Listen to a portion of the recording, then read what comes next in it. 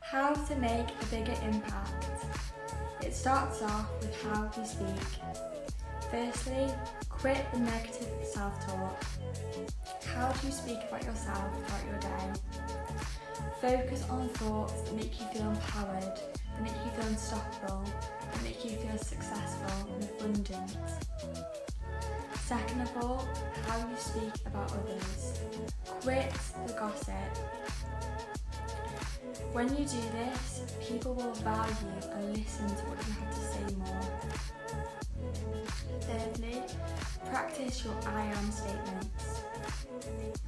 Affirm to yourself your power with some affirmations like I am successful, I am powerful, I make a big impact, I can do anything.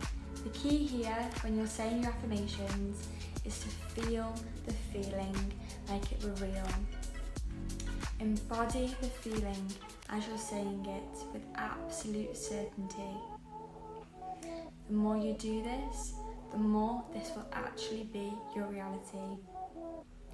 You are a powerful person and you can make a powerful difference in the world.